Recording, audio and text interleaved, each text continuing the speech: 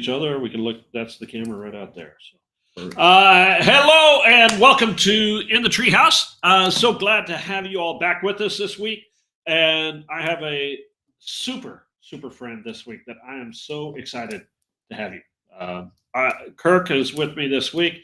I was on your show 6 months, a year ago or so, and you were a wonderful host. And so I'm so happy to, I spilled all my dark secrets on your show, and well, now we don't want to get you canceled on LinkedIn, so I won't share all mine today. But, well, before we get started, I do want to mention Fist Bump, who is the sponsor of our show. Fist Bump is a great organization that works with businesses through LinkedIn and other media to make you the expert in your field, to make you the known entity. And so they do that through a wide variety of ways. They produce a show. They work with people to make sure that they understand who their ideal client is. A lot of ways to help people to eliminate having to do cold calls. They made it easy to get everything connected up. They're great. They're absolutely great. Yes. And so I thank them for sponsoring this show. I thank for them for all the people who are behind the scenes and making it happen. So well, they make me look younger and no gray. And can they give me a full head of hair? No, they haven't been able to do it for me so far. So I think we're in trouble there. As I mentioned, Kirk Driskell is my good friend, and we've known each other for several years now. I really appreciate the friendship that we've had. And we'll go into some of how that works and how we've been connected. Yeah. But since this is in the treehouse, and we have a treehouse that's right up behind you there, I always ask, when you were a kid, what was your treehouse? Everybody had a kid where they escaped the world and went into their fantasy dreamland. And where was it for you when you were a kid? I mean, as a kid, like it's because when you had first said this to me, so like as a kid growing up at my house with my family, it was always building forts around the creeks and doing all the stuff. Now that if you did it, we'd probably get a citation for. I'm thinking like, why can't we just dam this creek up and make a pond? We did it all the time as kids, and it's and now you sit back and think about it, it's like, man, what were we thinking? It's like, let's get a piece of plywood and some blocks and let's just dam this thing up. What's the problem? But we built a lot of forts as kids. Where was that? Where here in Georgia? In Alpharetta. Alpharetta, Georgia. And so I didn't have like a tree house as a kid, but I remember always having like they sell them now like Home Depot or back in the day, dad got out of the backyard and built a playhouse. So he probably didn't put it in the tree because he knew that I would try to jump off of the top of it or try to fly or something. But then as a kid, as like tree houses, it's not a tree house, but it looked like an old school tree houses. I grew up hunting, deer hunting with my grandfather and my dad, but mainly a lot with my grandfather. And his idea of a deer stand and a tree house, I laugh now when when they said they're going deer hunting. His was two 2x4s, with like we're going to get an angle point. So you got one coming out and a support underneath it on both sides. And then a wooden crate that he had found from somebody that was thrown away. And that was our deer stand tree house. But I remember the first time he gave you like a piece of carpet to sit on. Now you get, insulated blinds and windows and all. Man, it was. Deer stands now are rather sophisticated. Oh yes. Yeah. And I'm as guilty as all of them, but that just a time to escape amongst the tree in nature, in the trees and sitting in silence and solitude. Was, man, that's my oasis. It's still today. It's like, 45 years of first time I hung with him was probably like 4 or 5 years old. So I'm 49, about to be 50. So 45 years. And I still, this past year, I got as much enjoyment as I did as a kid, still just sitting in solitude. And I remember us talking about that. How that's like your place where you get to commune with God. Without a doubt, it is. I am more spiritually, emotionally, mentally rested and balanced at the end of January every year. After you get through fall, fall and winter hunting season, because it's just so much time outdoors, unplugged. with friends, with family, and just Enjoy. Yeah. So I'm grateful for that. So that was your. Yeah, I had supervised climbing, so it was. I don't know what it says about me as a child. I had to ask my dad, like, why didn't you ever build me a treehouse in a tree? Probably because you'd have jumped out of it and we didn't want to go to or you would have been like us when we were in our tree houses, climbing up in trees. We had our Daisy BB guns and we were shooting each other. Oh yeah, right. Yeah.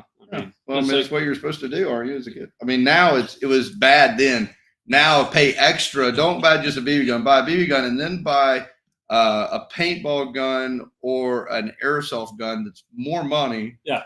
Just as fast, but it's okay. Shoot each other. Yeah. We're not endorsing that, by the way. No, I'm not. But that was then, and we survived. Somehow. We did. Yeah. God bless us for it. Yeah. Absolutely. Yeah. So you grew up here in Alpharetta. You spent your entire life here. Other than 5 years. So we moved to Alpharetta when I was 5 or 6 years old. So from kindergarten on here. So Alpharetta Elementary on Mayfield Road and Haynesbridge Middle School and then Milton High School. So, but I stayed born and raised in Georgia. And that Milton High School is what's Innovation Academy now. Yes. Yeah. It was not the columns and the mega this or mega that. It was, right downtown Alpharetta, without a doubt, right there. So, wow, that's cool. No, this town has been really good to me and my family. I've enjoyed being here, and it's it looks a lot different, but it still feels the same to me. Yeah, has that hometown feel. Yeah, it's definitely hometown. Yeah, I mean, we've been up here going on 6 years now, and it just feels like where we've always supposed to be. Yeah, right. I mean, we love it. It's a great place to live. So what was your dream for business? Because you went to college, got a business degree. Yeah, I went to college. Got a business degree, but not really. Well, I got my business degree before I got a business degree before I graduated, but that was not a good business degree. But needless to say, I grew up in a very entrepreneurial minded family. And what does that mean when you say entrepreneurial minded? Which, from a standpoint, my dad encouraged me to look outside of just a traditional, just go to school, get a good education, go get a good job, retire early, do that, like that, and there's nothing wrong with, I'm not saying that at all, but it was always encouraging me to do something a little bit different, think about something a little differently. Yeah. And so my dad and mom were both, from before we moved up here, my mother and dad, they had a daycare center while he was, rather than her working in a daycare center, hey, we got a piece of property, which we want good child care, just like we want for kids. So they did it. My mom was always doing different things like that. And, from crafts when she moved up here to crafts with a lady in town where she's making the crafts for the lady so that lady can sell them in her store. Yeah. And then my dad was in the banking industry, but when they moved up here, he realized, we got some really good friends. Why don't we just start our own bank? Yeah. And so from starting a bank to looking at real estate to, I remember working on, we had a great life. We grew up as a family, but yet I remember going to rental houses where we were not just collecting rent, but he was doing the repairs, fixing this, getting it ready to go to the next rental or buying I'll never forget. We had a 79 Thunderbird. Is kind of like a 1979 Thunderbird. Is kind of like this burnt orange color. It's like a big long. I'd love to have it now. I'd be driving around in style in Alpharetta in it today, but I couldn't park it in my driveway or my garage. But I could go going down the road for about 6 or 7 miles a gallon. But somewhere or another, he figured out that we needed to sell utility trailers. Because I guess he needed to buy a utility trailer. He couldn't find one. Yeah. We have a little thing now called Facebook Marketplace where you can find a trailer. I guess back then, I don't know how you found a utility trailer, but he needed one. He couldn't find one. So next thing I know, we've loaded up in the T-Bird, the Thunderbird, it's not something you would typically tow a trailer Oh yeah, behind. but it had a V8 in it. I guess it could tow just about anything. And so we're picking up trailers somewhere in South Carolina and bringing them back. And I just remember, I remember like stop, whatever. And it was kind of like that old moment, right? Yeah. Like the trailers come loose and here it comes, wham, right in the back of the Thunderbird. And I'm thinking to myself as a kid, like, I don't know how this is supposed to work, but I'm pretty sure this is not part of the plan. Trailers all over the place. And so, so, you know, but I guess if you bought 3 trailers and sold 2 and one didn't cost anything, it made sense at the time, but I don't know that it worked out. So, you know, you're not always, and I say that not to pick on my dad, but to look, it's not always, if you fell trying, you tried. Succeeded. Yeah. You tried, you moved. Yeah. So what did you learn and where are you going from there versus sitting back and still looking for a trailer? So, yeah. Well, and I think that is something a lot of people have a hard time wrapping their head around when they are looking to start a business and be an entrepreneur. Yeah. They see the end goal. They see the successful entrepreneurs who, you know, get the freedom and get the, you know, the joy and be able to do the things and spend the money and take vacations and all that kind of stuff. And they think that they can fast track it to that. And they don't see all the failures that happened beforehand. I mean, it's like growth happens in pain and discomfort. You know, it's like you go, like if you're at the gym, you're not going to get in shape if you never hurt. Yeah. Right. Like I'm not saying that you have to go seek pain, but you do have to embrace the suck. Yeah. Right. Like yeah. I was just coaching with someone earlier today and I was pushing this fellow out of his comfort zone. Yeah. Right. I mean, that's my job right, as a coach. And it's like, you know, you need to be thinking about doing this. And he's like, it's like, you will not grow in your comfort zone. No, you will get to where you're comfortable and then you'll be, you know, stagnant. I don't remember who told me. He said the only thing that will grow in your comfort zone is your waistline. Yeah.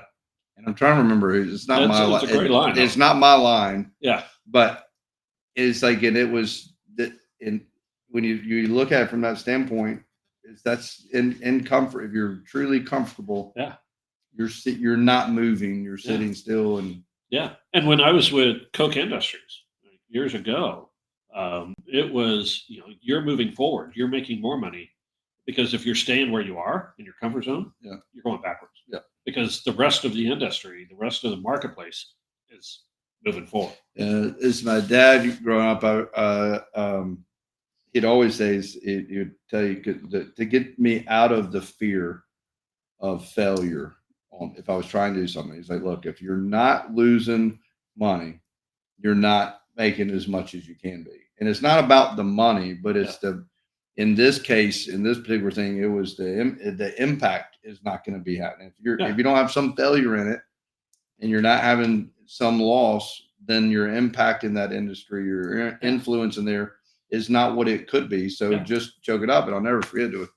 A big, just like a big, just like, and gut wrenching day, you know? Yeah. I walked up to him and I forget where we were. It was either breakfast or lunch, or I was at his house or he came by the office. I don't remember where we were. And I was like, let me tell you something. I am excited.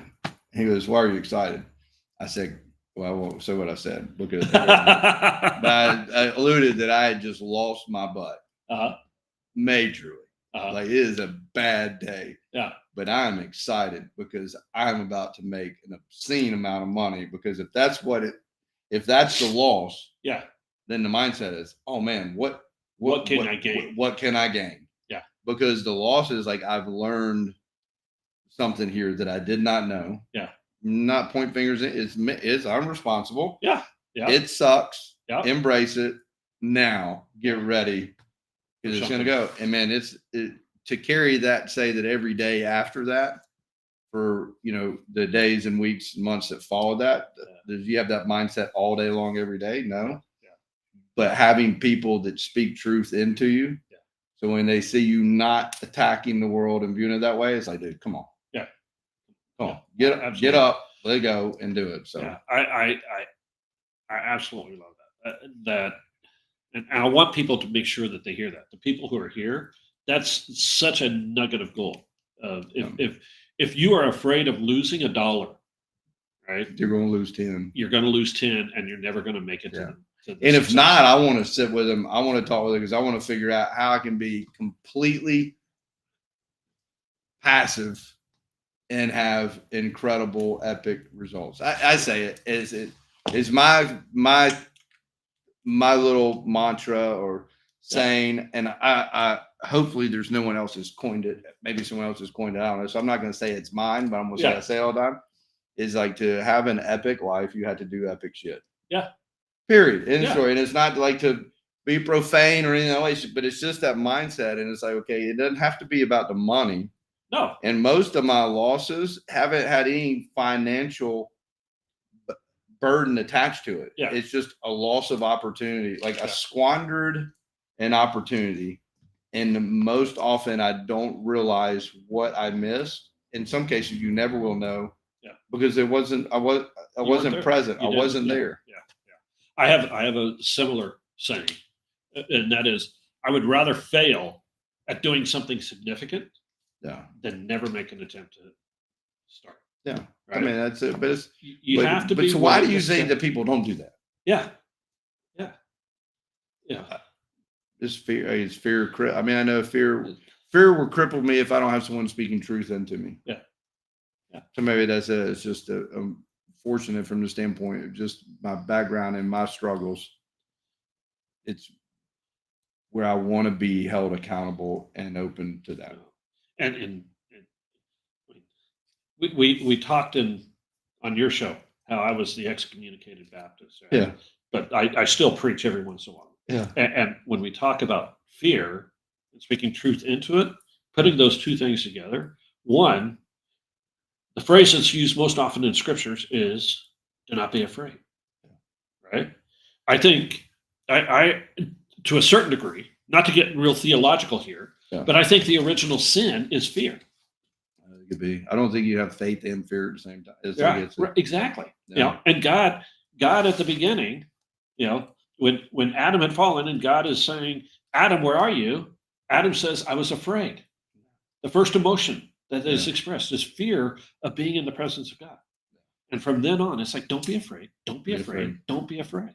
And when you speak truth into that, which the truth is the scripture and God, there cannot be fear where there is truth.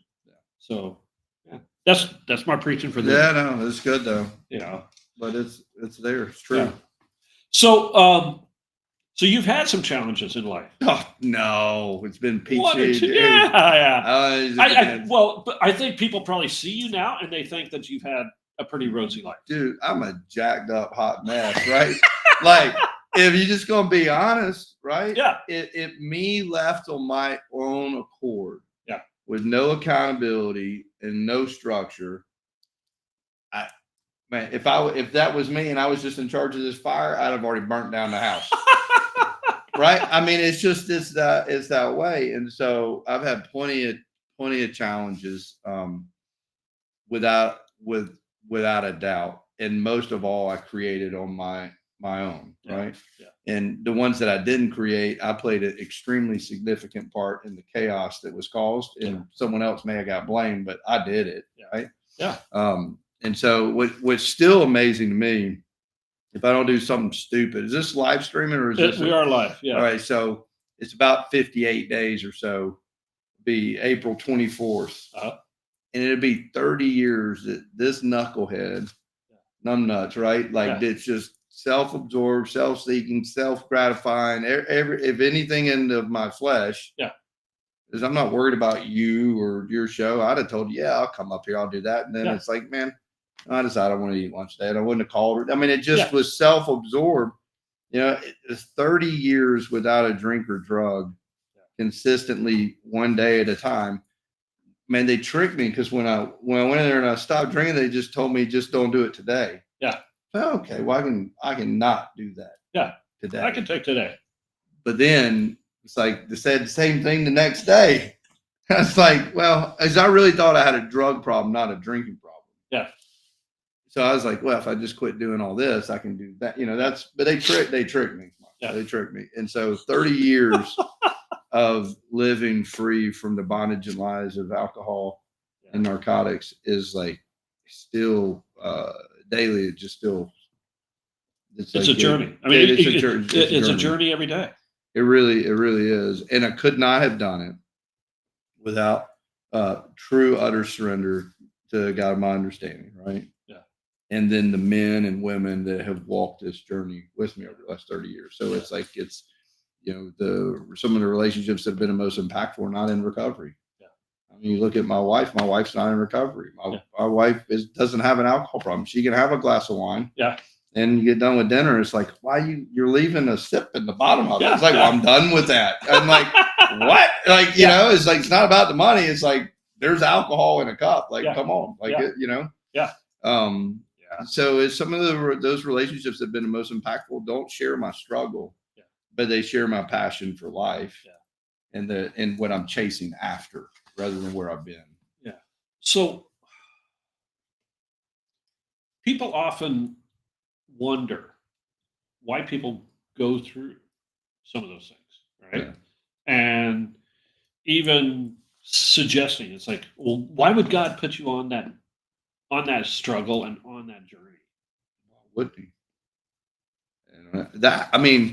So let's look at it.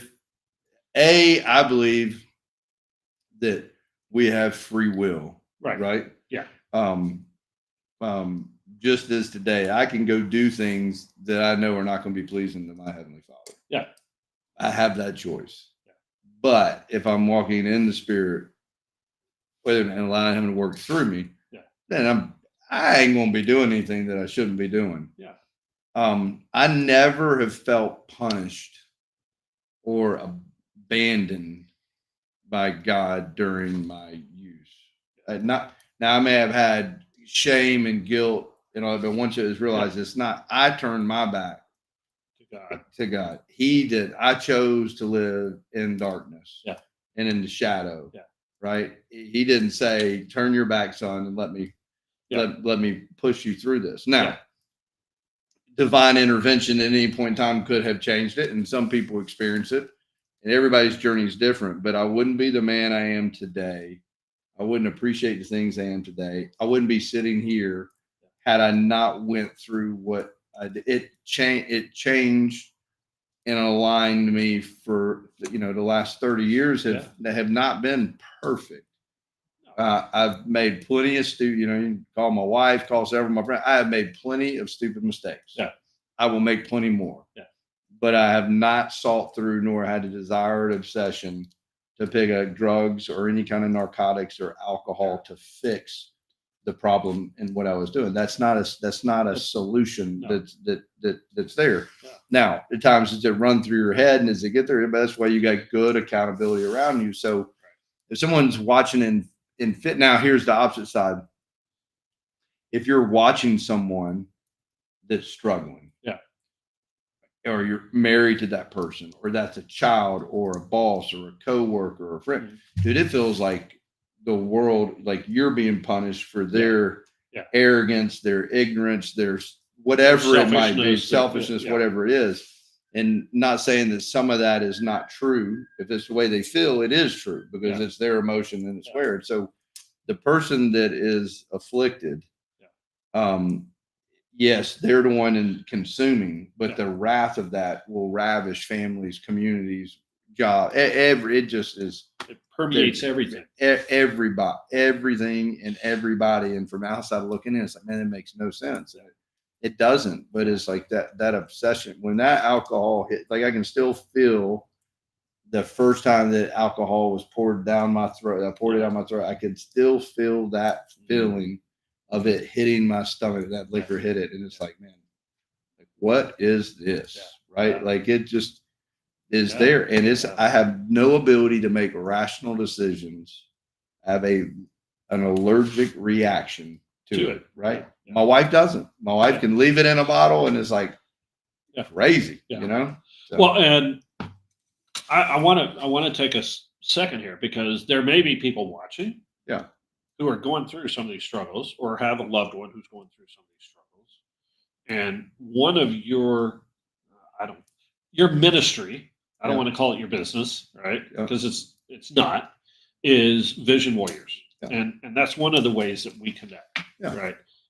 Tell me a little bit about Vision Warriors in case somebody needs to connect and Yeah. actually do something about their life. So the first thing, if anybody's watching, I don't know if you look here at the camera, but if anybody's watching and you're hurting, or you know someone is hurting, or you just have questions, call us. So from that standpoint, it doesn't matter where you live or what the circumstance is. We want to try just to help connect them to help. Because the hardest thing to do at times is just say, I need help. Yeah. Or I have a question for someone. It's just to have a confidential conversation. They can call us up. You can post a phone number below, and it's easy to get a hold of. If we don't answer, it's because we don't have a call center. We have several pastors on staff, and if there's a meeting with somebody they can't answer the phone, leave a message. If we don't call back, call again. If it's someone that's in active addiction, looking, this is not for mama or sister, someone that's hurting. So this is, now we're changing. If it's someone that's in active addiction and you call and we don't answer the phone, I always tell them, treat it like it's your drug dealer. How many times you call him one time, be like, oh, I did my part? No, you called him till you got him on the phone, and then you walk 50 miles if you had to go get it. So on the recovery side, we want to see that enthusiasm of, I'm sick and tired of this, and I just want out, help me. And so we're based in the North Atlanta area. And so Vision Warriors is a Christ-centered environment that provides accountability and transparency for adult men that choose to live with us. Right. So outside of that, we have service. Somebody may come by just for have dinner with us, come to a meeting. We got from meetings and Bible studies from Monday night, Wednesday, Thursday, Saturday morning. But then it's just a safe place for them to come throughout the day and put their computer up, work from day, and just be surrounded by the guys that are home. But we're not a clinical treatment. We are a church that is called to serve those that are hurting. Entry into our membership is not my belief and my faith, is that there is a God and you're not it. Perfect. Okay. Our job is not to judge you, try to convert you. It is to help you restore your life and just live a life of vision and purpose. And so what was given to me was truth to give away. It wasn't condemnation. It wasn't their convictions personally did not overlap on my views and my belief. It was just, you're not God and there is one. Yeah. Okay. Perfect. Okay, good. That's where we start from and go. So from that standpoint, we're residential based ministry that provides true accountability. When someone says accountability, it's like, oh, they say that. No. I've had the privilege of being out at Vision Warriors, volunteering, hanging out with the guys, cooking for the guys. And my confession is, when you go and cook at a residential facility that's working with guys in addiction, don't make poppy seed chicken. He's got by mistake. That tells you how ignorant and naive I am about the whole deal. I don't still know if it's true or not, but there's plenty of folks. It was the conversation for that evening. Yeah, it was, but great guys and great ministry, great work that you're doing. And so I just wanted to say, if there's anything out there, anybody out there, it's just a conversation. It's not. It's just there's nothing that someone can share with us that we haven't done or heard. So there's no one on staff with us that has not experienced the benefits of the Vision Warrior community. So it's you're going to be met with someone that's compassionate, caring, and that truly just wants to help. So I never thought we'd turn into a referral agency. But about 4,000 phone calls last year, and we're serving about 40 to 45 guys on average a month. So you can imagine it's a lot of just helping connect them to where they need to be and what they're looking for. So we do all sorts of stuff, but that's what's mission critical. We're called to do. So tell me a little bit about, I want to get to not necessarily the big announcement, but you've announced, right, that you're going to be going into a new so with the city council. So I still can't believe they accepted my I'm like, dude, I wear my it's like, so this morning I had a meeting with the guy this morning, and he's like, so you're a politician? I was like, no, I'm not a politician. I'm Kirk. This is my story. This is what I'm doing, and this is what I'm running for. He goes, yeah, but no, you're a politician. I'm like, well, I don't really necessarily like the label. I told him, I said, here's the thing. If wanting to serve a city that has been extremely supportive, encouraging, and beneficial for me and my family, and if elected at city council to be able to bring my talents and my ability and all my baggage to that seat, if that's a politician, then sure, I'm a politician. But at the end of the day, what I'm looking at is there's a servant. Yeah. And it's like, this city has been incredible to me. And to be accepted, I mean, think about it. To be able to sit here and just talk about the junk that I've got in my past. Like my stains are almost, I'm not trying to roll them up and cover them. Yeah. This is who I was. This is who I am. Yeah. And I'd love to get to know you. And if not, okay. But to be able to serve at that capacity and be able to share with and support and encourage and align with those that are in the city that I live in, that I haven't got to meet. It's like the opportunity as far as just the people that I'm meeting, the conversation I'm having. Say I don't win the election. The refinement and in my conviction and my personal beliefs and why I love the city is I will be a better neighbor, a better husband, a better friend, and an Alpharetta resident just because of the process of going through this. And so rather than trying to future trip all on what's going to happen, it's like, no, God's got me here today. Yeah. I mean, what relationships and what there. So, but man, what a true, I've sat back several times and really thought through it. It's like, I'm not worried about, if this pops up and, he's arrested here, he's done this or there. It's like, yeah, man, that's all that. Those are all things that's brought me to where I am today. Yeah. And if you want someone this way, representing your interests here, I want to serve you. And if there's a better candidate, then hey, I understand that and I respect it. But I love our city. I love what it's done for everyone that's been here, and so it's a pretty cool opportunity.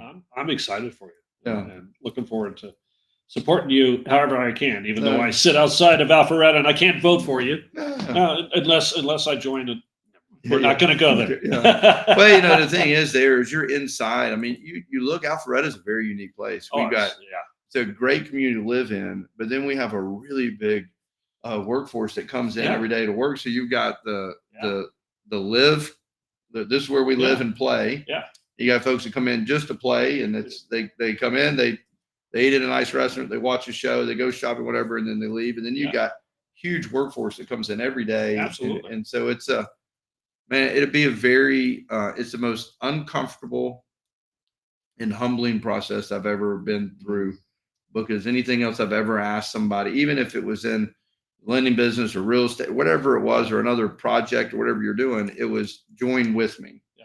Right. In this case, it's not join with me or let me help you. It's this is what I would like to do. This is what I feel being called to do. And hey, I need your support to help me do this. Yeah. That's a very vulnerable I have no problem on a sales call. You're selling yourself to get support for yourself. Maybe I'm just weird. I don't know, but it's different. Yeah. It's different. When you're the product, it's different. It has been really, but man, it's been really encouraging. It's every day sitting there kind of debriefing with my wife after dinner and sitting talking. It's like, man, it's just one just a little nugget from today. It's like, man, I had no earth's idea we had this kind of relationship or this impact, or I didn't know that happened it's been really, really refreshing. That's awesome. Yeah. I wish you every success. Yeah. So question for you on that. Do you think you had to be called if you run for office? So I was going to ask ChatGPT this morning, but I was like, I'm replacing ChatGPT. Yeah, you're smart. You're the smart. I treat Chat like it's the smartest person in the room. So you're in the chair next to me, so you're the smartest person in the room. So in this case, just off cut. Sorry to take your chair, but no. If you run for office, does that define you as a politician, or can you be a servant? So ChatGPT would probably say that if you're elected official, you're a politician. No, a politician, I think the definition, poly, is people, right? And And so the politician is simply one who is representative of the people, right? And so, Yeah. the political, from the Greek, right? Yeah. I mean, I have a Greek wife, so she like, teaches me all this Greek. Yeah. It's of the people and by the people and that sort of idea. And so, yes, you're a politician. I think where we get messed up is our definition of a politician are these corrupt people who we see in public office who get into public office and say one thing and do another, right? Yeah. And I don't think that's necessarily you by any means. Yeah. Well, it's like, to me, it's like at a local level, it's like it's our city. Yeah. And so, yes, there's interaction outside of that, but this is like, these are your people, your neighbors, your community, and what you truly want what's best for everyone, because then the whole community is rising up. So I guess I'm going to get comfortable with that. I don't think there has to be a separation between the two. It probably doesn't. It's just in my mind. So that aired out here live. So they're like, no, there's no way we can elect him because he doesn't think he's a politician. So there you have it. But you and I have a number of mutual friends who are on council and the mayor and others who we. But when I look at and I talk with them, because of the relationship I have with them, I don't view them as a politician. Yeah. Yeah. They're like a true servant of the community that I respect, admire, and proud to call them a friend, proud to hang out with them, and want to live life with them. Yeah. So the opportunity to be able to serve with them is where I'm looking at it rather. And I think that's just where I got to get to. So anyway, so I derailed it, but it's extreme. No. Thanks for bringing it up. I'm extremely excited about just the opportunity to be able to run and be given the opportunity. And it's like, man, from hopeless, right, to this is, man, what a journey. Dude, it's truly an honor. Yeah. So shifting gears again, thinking here. So in the business world these days, a lot of your efforts are really supporting and encouraging other businesses, right? Yeah. That's what you're doing. Yeah. So I mean, if you look at my interaction on day to day, be more is I'm not I don't know. It's like every time you say you're not something, then it gets brought up in some anyways. But the way I view myself is, if in the past is I love creating opportunities and businesses. Right. They were passion filled, where it aligned with people's purpose and their passion and their vision, so that it helped them achieve what it was. It's, if I can be the dumbest person in the room, sitting at a board table, right? Or sitting at a sales meeting or sitting at a leadership development meeting. Yeah.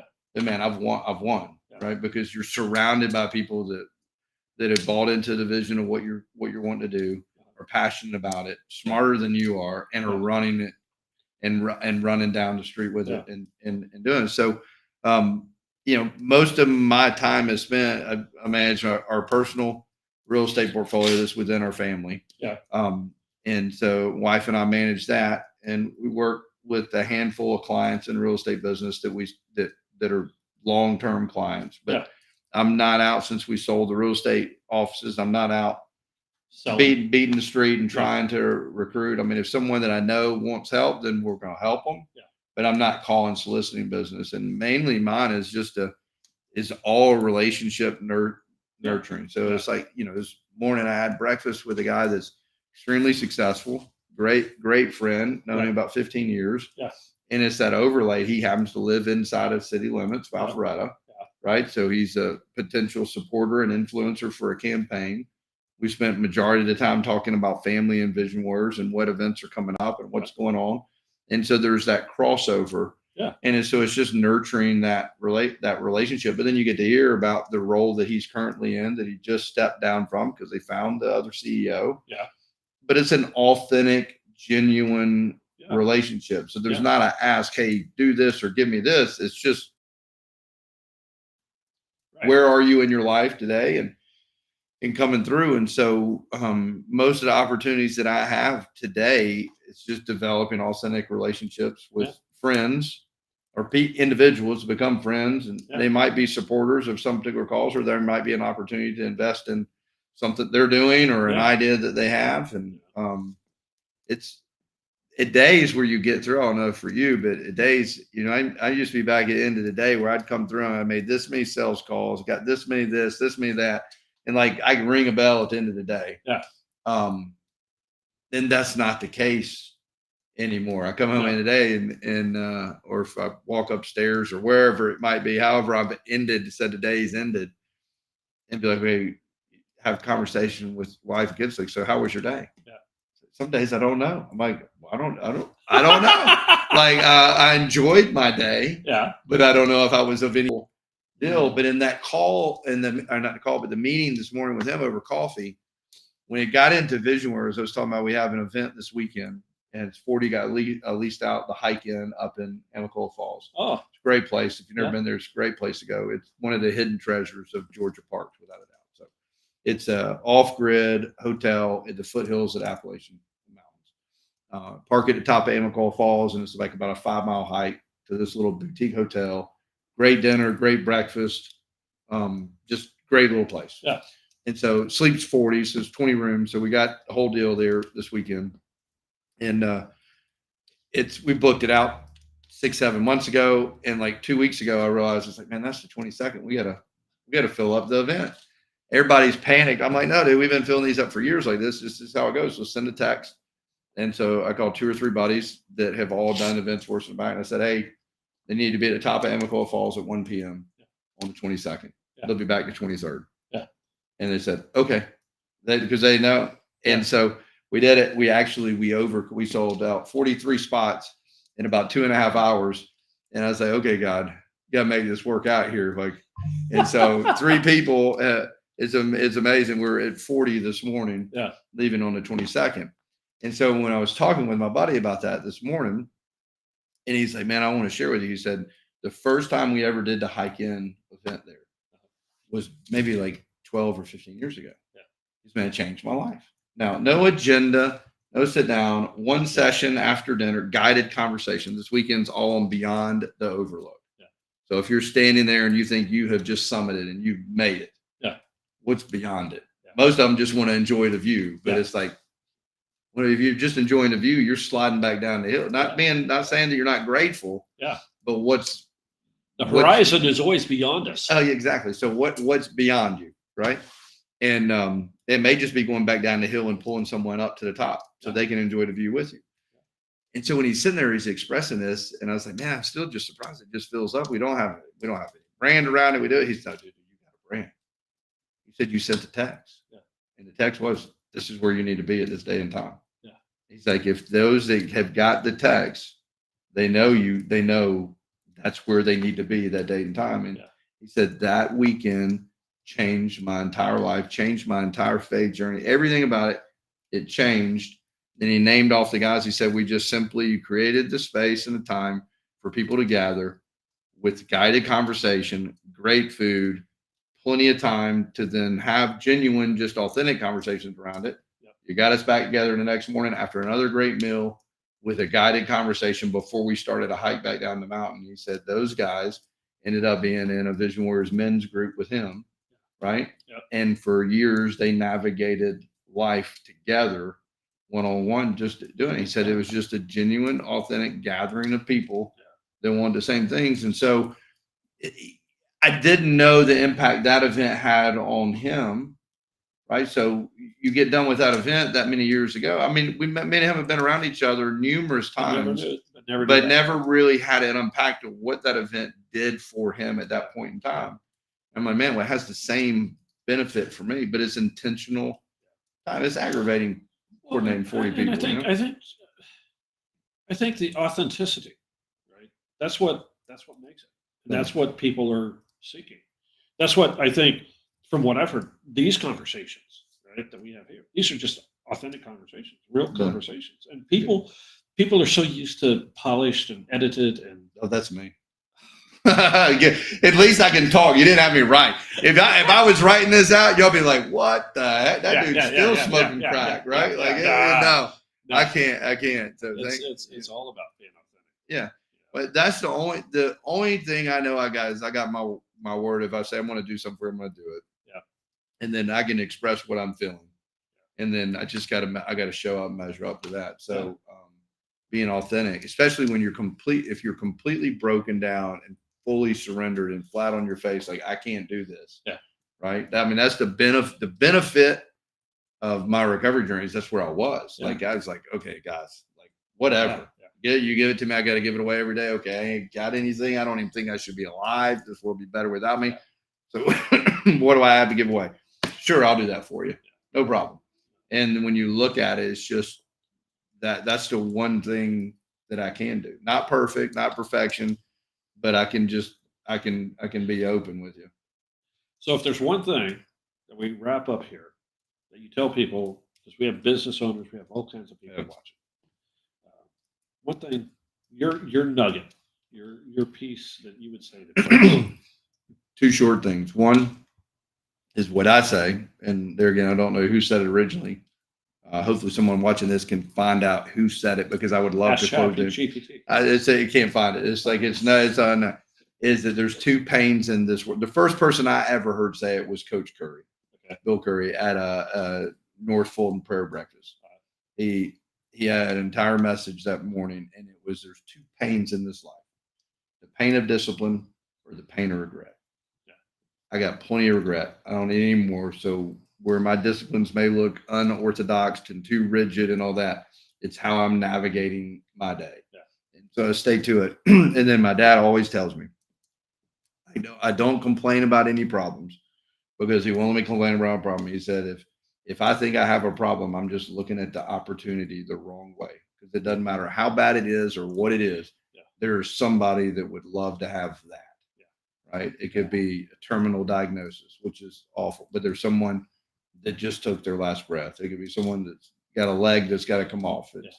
It's someone that hasn't ever had a leg. Right. Like there doesn't matter if it's business, personal, professional, is that if I don't view it as a problem, I look at it as an opportunity, then I'm automatically coming from a place of gratitude. And if I'm coming from a place of gratitude rather than anger or fear or whatever it might be, then it is easier to navigate through that way, because I'm more willing to be open and honest with you. It's like, man, hey, I got this opportunity. I can't figure out how to get through it. What do you think? Versus I got this problem. If it's a problem, it's all mud. Like I'm embarrassed. There's guilt. There's shame. And all that. It's fixed. Right. I just need to navigate through it. I got to accept it, and I got to through it. So you don't have any problems. You just have some opportunities that you wish someone else would maybe manage for a while. But on the other side of that, that pain and discomfort is growth and happiness. I mean, it's there. And what made me think of is the simple truth that, all things God is working to the good. Right. Even the hardest problem that we have. It's good. Right. And there's plenty of ways, if you're willing to be open. There's plenty of places like you, and the profession that you're in, and the services that you offer to friends, you can navigate anything through if you look at it as, okay, there is something in front of me. Here's an opportunity. It's not comfortable. I'm not enjoying it, but man, there is a way through it. We can fix. We can get through anything. But you have to, hands have to be open. You have to be willing to share. You got to be willing to talk about it and do it. So, but the biggest thing, my takeaway that I'd leave with anybody, is that they know anybody that is hurting, bound by the lies of addiction. They just need to talk about whatever. There is hope for the hopeless. And if I can help in any way whatsoever, that's why I'm here. So. Kirk, thanks so much for coming and hanging out with me. No, man, I enjoyed it. No, I enjoyed it very much. So love having our friendship. Yeah, I do as well. So hopefully this won't get you banned and kicked off. I doubt LinkedIn. No, I mean, I had Beecham on here a few weeks ago. I didn't get kicked off with Beecham. You're not going to get me kicked off. Well, I appreciate the opportunity to share. And thank you for the support and encouragement. And absolutely. I look forward to seeing how our friendship blossoms from here. Yeah, absolutely. Yes, sir. And thank you all for watching. In the Treehouse, we do this every Wednesday at 1:00. It's just a fun conversations with folks. Coming up next week, I actually have Brandon Lee, who is the founder of Fist Bump, who sponsors us. He's got a great life story as well. won't be all about fist bump, but it's going to be some of his life and struggles and challenges and successes that he's had. Awesome. And I think that's what is really cool about this is, we're not coming at telling you, oh, these are the 10 things that you have to do to be a successful business. That's BS, right? To be successful, you gotta get up every morning. You gotta do what you got to do today, and you gotta just keep pushing and make it happen. And take the failures, live the failures, enjoy the failures, Enjoy them. So Because they're going to happen. they're going to happen. You might as well enjoy them, embrace them. Kind of like Elon Musk when he sees a rocket explode in there. It's like, yay! It got off the ground. Yeah. So all right. Thank you all for joining us. Have a great week.